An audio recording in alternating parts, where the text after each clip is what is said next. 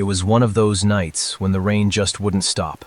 It slammed against the window so hard it sounded like fingers tapping, begging to come inside.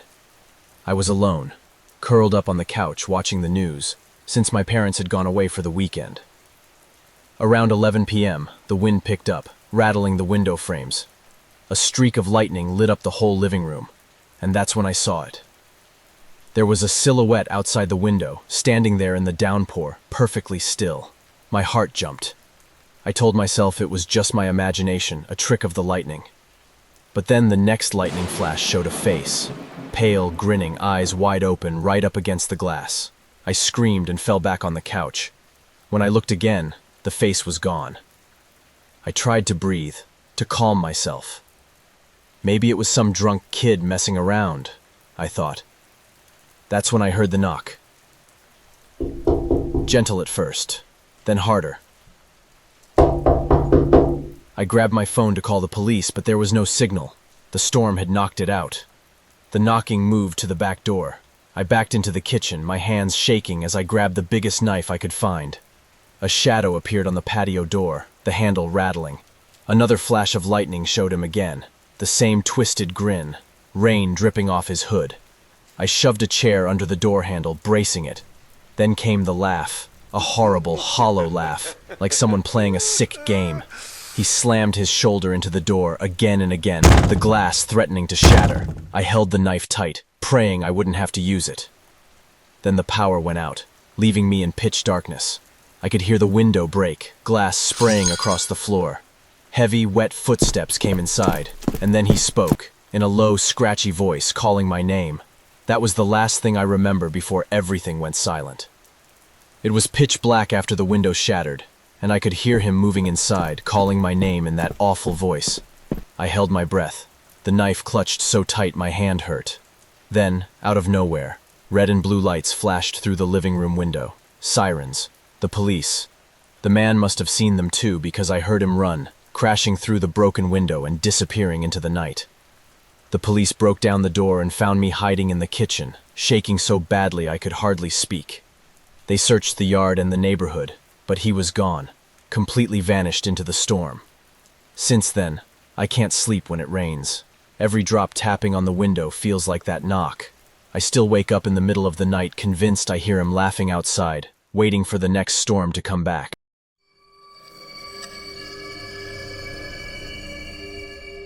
The rain was coming down so hard I could barely hear myself think. I'd just finished dinner and started cleaning up. My parents were gone overnight, and I was completely alone in the house. I turned off the sink, and I swear I heard something. A faint step on the upstairs floorboards.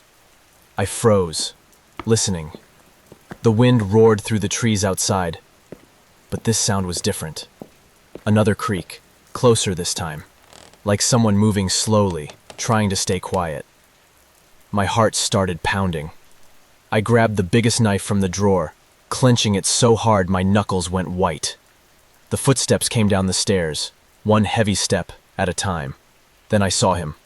A tall figure in a soaked black coat, dripping on the tile. He wore a hood pulled over his face. I could barely speak, my voice cracking. "Who are you?" He didn't answer. The only sound was water dripping from his coat to the floor. Then he stepped forward, and I saw his face, pale, blank, holding a crowbar in one hand.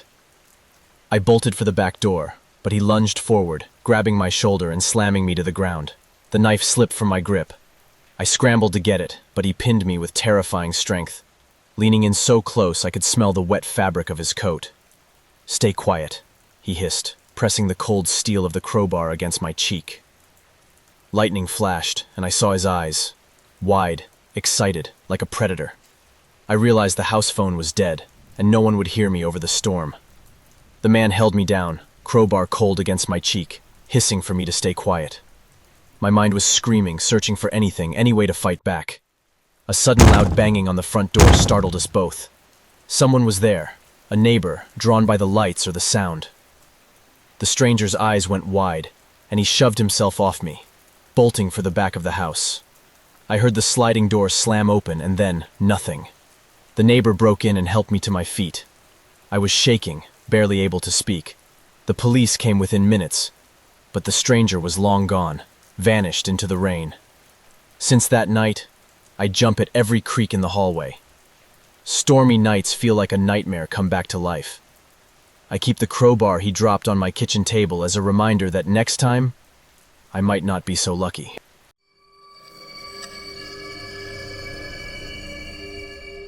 I've always hated thunderstorms. Even now, at 24, I can't stand them. The pounding rain makes me feel trapped, like something is outside waiting to get in. That night was worse than usual. The rain just kept coming, endless. I tried to distract myself with a book in bed, but then I heard a sound downstairs. A dull, heavy thud. Not the wind. My chest tightened. I listened, praying it was just the house settling. Then came a scraping noise. Metal on wood. I got up and crept to the stairs. That's when I saw him. There was a man trying to pry the front door open with a crowbar. I almost screamed but stopped myself. I backed into my room, locked the door, and pushed my dresser in front of it. My hands shook so badly I could barely hold the lock shut. Downstairs, the door finally gave way with a horrible crack. I heard slow, steady footsteps crossing the hall. Then his voice, a low mumble talking to himself. "Where are you? I know you're here." My heart nearly stopped. I hid in the closet, trying not to breathe. He came up the stairs. I heard him push at the door, testing the lock. Then he threw his whole weight against it, again and again. I was paralyzed. The door finally crashed open, and he stepped inside. The light from the hallway showed his face, thin, pale, with eyes that didn't seem human. In one hand, he held a knife. He scanned the room, moving methodically, searching every shadow. I pressed my hands over my mouth so he wouldn't hear me. When he came near the closet, he stopped. He smiled, putting a finger to his lips, as if he could hear me breathing through the slats. Then he reached for the door handle, slowly turning it. At that moment, the house went completely black as the power failed, and the only thing I could hear was the relentless rain and the soft click of the closet door opening. He reached for the closet handle, and I thought for sure it was over. But then everything went black as the power failed. In the pitch darkness, I could barely see, but I heard him. His breathing was right on the other side of the thin wooden door. Then, unbelievably, I heard a voice shouting from outside, someone yelling my name. My neighbor had seen the broken door and come to check on me. The man in the closet turned, footsteps thudding across the bedroom. A second later, I heard the window shatter as he jumped out, vanishing into the storm. My neighbor found me still hiding, frozen with terror. The police searched for hours but never found him. Ever since, I sleep with a deadbolt on my bedroom door and a baseball bat by my bed. Every thunderstorm reminds me of that night, and I still sometimes feel like he's out there, just waiting for another chance to finish what he started.